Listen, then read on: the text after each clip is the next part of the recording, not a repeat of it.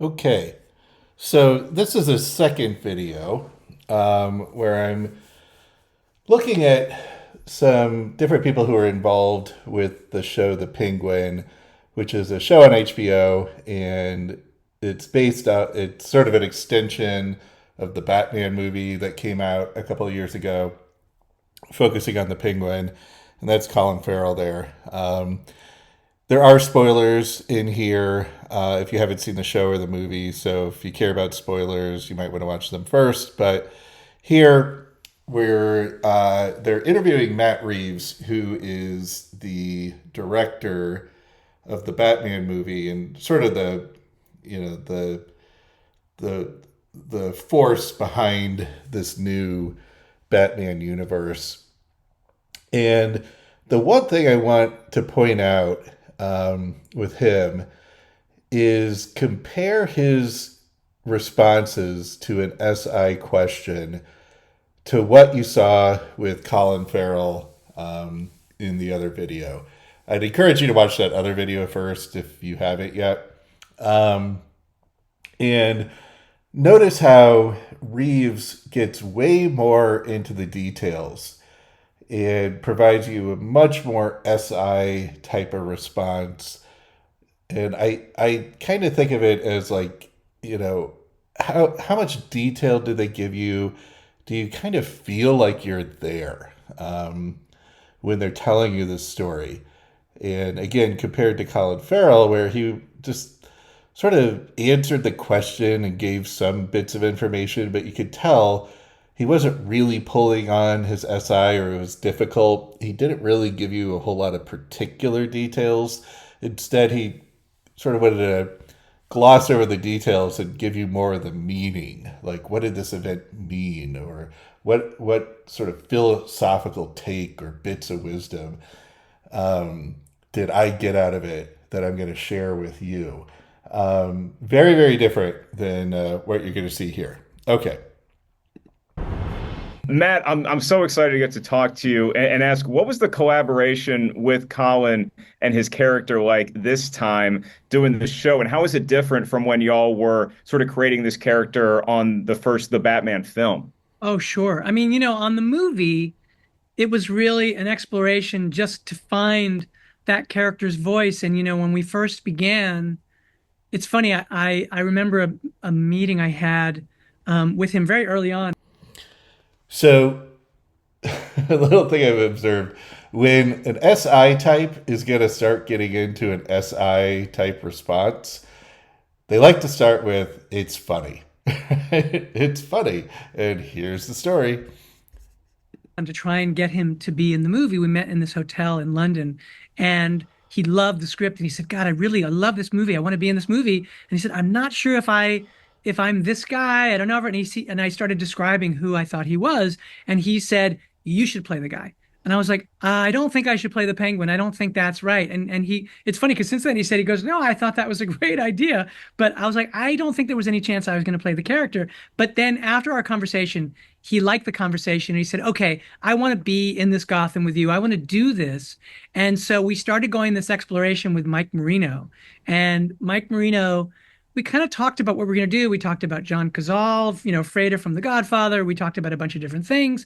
And then Mike Marino comes in one day with this sculpture and he shows me, and it's exactly the way Colin now looks on the show. And I was blown away. And I said, "Wait a minute." I said, "This is Colin Farrell."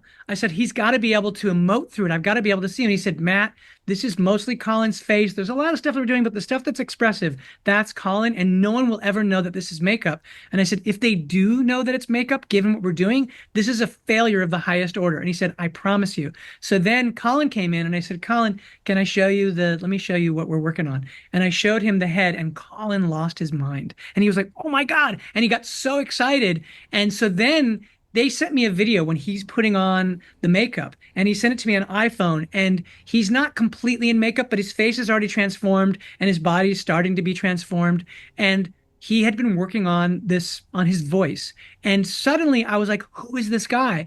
And it was captivating. It was amazing. And it was like being put in this makeup unleashed something in Colin, where now there was no question that he had every idea how to play the character. And he went from saying like, gosh, I don't know, maybe you should play the character to, can you put me in more scenes? I want more. He was so excited. So I was like, well, and we actually did. We put him in as many things as we could put him in. But I said, look, here's the truth. The truth is, in the next story, the whole idea is that you will be in the next Batman movie, and that's what we're going to do. And then along the way, we talked to Casey Bloys, and we were trying to do a show, and he said, you shouldn't save everything just for the movies. We're HBO.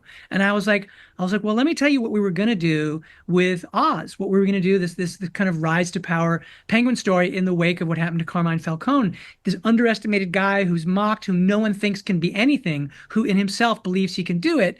And I said, this is the story. And Casey was like, that's the show. We're doing that show. And so we went off and we found Lauren. And then we got to figure out exactly what holes are in this guy.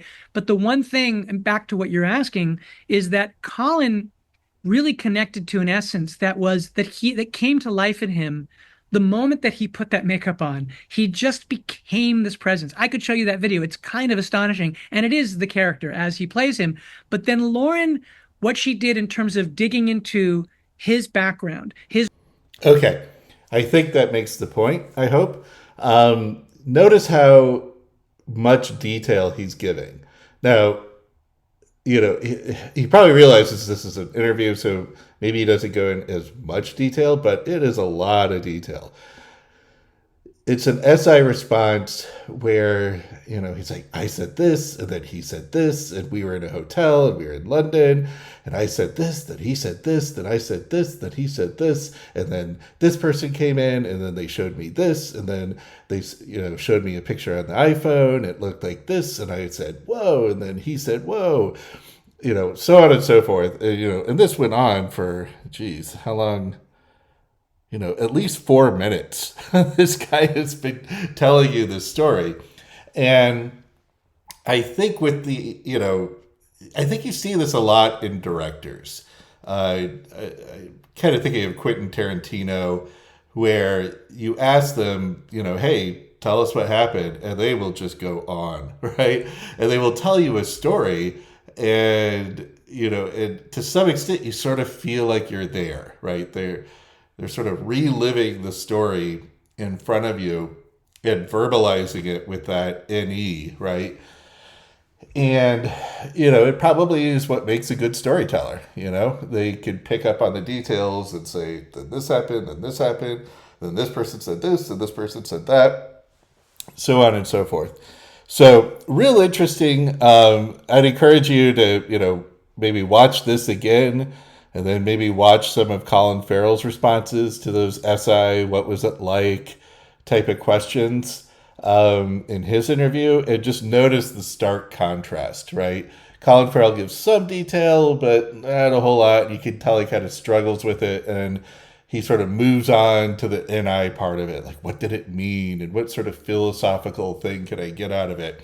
Now, this guy does a little bit of that. He does a little bit of selling, but it's, to me, it's much more like an elevator pitch. Like, it's a very rehearsed, this is what we're trying to accomplish with the show sort of elevator pitch. But certainly has no problem drawing on his SI and giving you the details of the story or of the experience.